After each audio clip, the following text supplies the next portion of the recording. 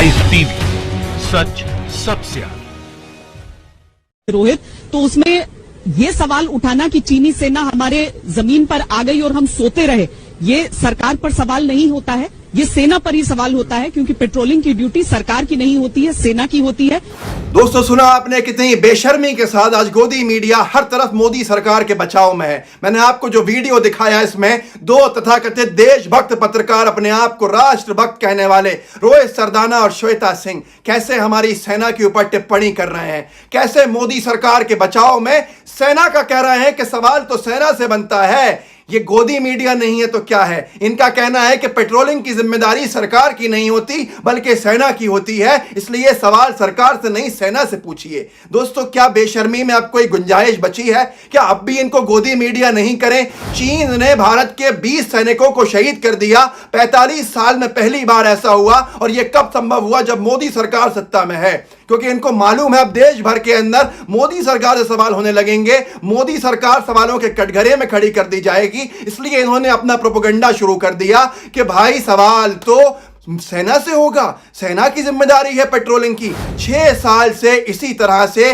गोदी मीडिया बराबर मोदी सरकार को बचाती है, नहीं तो मोदी सरकार कहीं की नहीं हो। दोस्तों, पहले पाकिस्तान से हमला होता था, अब पाकिस्तान के साथ साथ नेपाल और चाइना भी हम पे हमला कर रहा है। तो यह मजबूत हुआ देश या देश को कमजोर कर रही है मोदी सरकार? कभी आपने कोई डिबेट नहीं सुना, क्योंकि यह गोदी मीडिया है। बड़ी तकलीफ होती है जब इनको गोदी कह दो, क्योंकि ये कहते हैं कि भाई हमें आप अपशब्द कह रहा हो, इनके लिए गोदी मीडिया कहना गलत है। तो क्या कहें इनको? ये निष्पक्ष पत्रकार है? ये क्या स्वतंत्र पत्रकार है? क्या ये निडर पत्रकार है? क्या ये सरकार सवाल करने वाले पत्रकार हैं? दोस्तों, कितनी बेशर्मी की बात है कि आज जब इतना ज्यादा नाकामी है, रक्षा मंत्री वर्चुअल रैली कर रहे हैं चीन की तरफ बोलने के बजाय, और उस वक्त में, ऐसे वक्त में मोदी सरकार के बचाव में ये पूरी गैंग उतर गई है। सिर्फ यही नहीं, मैं एक और गिनाता हूं, यही इसी ग्रुप की बात है, और उनका नाम है राहुल कंवल साहब। राहुल कंवल साहब ने क्या ट्वीट किया था जब यूपीए कांग्रेस की सरकार थी, वो बताऊंगा, और आज क्या किया बताऊंगा। राहुल कंवल ने अंग्रेजी में ट्वीट आप पढ़ सकते हैं यहां पर, यह कहा था आज से 6-7 साल पहले 2013 सितंबर में, जब चीन से हमारा विवाद हुआ था, थोड़ा सा छोटा मोटा, उस वक्त ही राहुल कंवल साहब ने कहा था कि एंटोनी ये कह रहे हैं, एक एंटोनी साहब को, जो कांग्रेस की सरकार में, यूपीए सरकार में डिफेंस मिनिस्टर थे, इन्होंने उनका कहा था कि साहब हमने सवाल किया चाइना के जमीन कब्जा करने के ऊपर, तो एंटोनी ने अपने हाथ जोड़ लिए, और शायद ऐसे ही हाथ उन्होंने चीन की सरकार की तरफ भी जोड़े हैं। और यहां पर अब वक्त आ गया है, ये हमें आंखों के अंदर बुली कर रहे हैं लोग, और इन्होंने उस वक्त सरकार को कटघरे में लाए खड़ा किया था।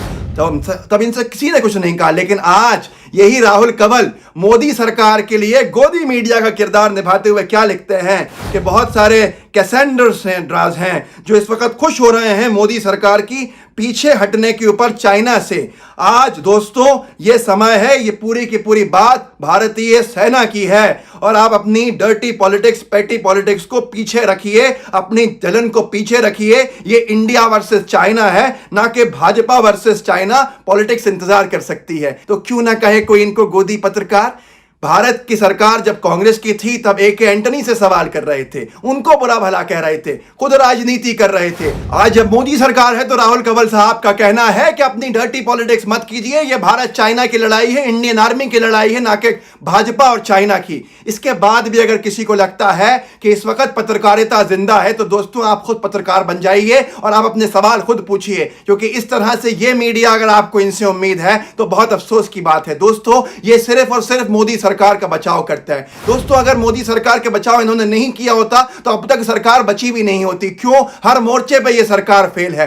भारत में सबसे ज्यादा बेरोजगारी इनके कार्यकाल में अब बढ़ी है, सबसे ज्यादा कारोबार ठप हुए हैं मोदी सरकार में हुए हैं, सबसे ज्यादा सेना के ऊपर हमले हुए हैं मोदी सरकार में हुए हैं, पाकिस्तान के हमले कई गुना बढ़ गए मोदी सरकार में, नेपाल ने पहली बार हम पे फायरिंग करी मोदी सरकार के अंदर, हमारे एक आदमी को शहीद कर दिया नेपाल की पुलिस ने मोदी सरकार के अंदर, हमारे 2 नागरिकों को घसीट कर हमारे क्षेत्र से ले गए मोदी सरकार के अंदर नेपाल, और उसको मारा पीटा और फिर छोड़ दिया जिसने अपना दुख दर्द सुनाया, और हमने आपके साथ साझा किया। चीन ने हमारे 20 जवान शहीद कर दिए, 45 साल में ऐसा नहीं हुआ था, वो मोदी सरकार के कार्यकाल में हुआ। पर गोदी मीडिया खामोश है। अगर आपको अब भी लगता है दोस्तों कि आप इन पे भरोसा करके इनके हिसाब से अपना वोट डिसाइड करते हो, तो मेहरबानी करके चैनल्स देखना बंद कर दो। रवीश कुमार सही कहते हैं कि अगर आप सब कुछ अच्छा करना चाहते हैं तो बिल्कुल चैनल्स का बहिष्कार कर दीजिए, खबरें देखना बंद कर दीजिए। आपको हैरत होगी कि मैंने जैसा आपको दिखाया, श्वेता सिंह, रोहित सरदाना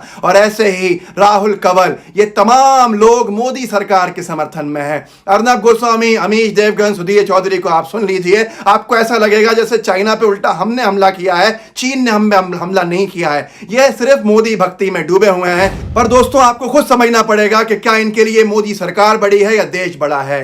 जो कहकर आए थे मोदी जी कि देश नहीं झुकने दूंगा, 56 इंच की छाती है, उन लाल आंखों का इंतजार आज देश कर रहा है। कब दिखाएंगे लाल आंखें? राजनीति बहुत हो गई, गोदी मीडिया का समर्थन भी एक्सपोज होता जा रहा है। हमें उम्मीद है कि सरकार अब कुछ कदम उठाएगी। अगर सही लगे तो वीडियो को शेयर कीजिएगा। रीच कम हो गई है, चैनल को सब्सक्राइब कीजिए, बेल आइकन दबाइए ताकि आपको हर वीडियो मिले। जय हिंद, जय भारत।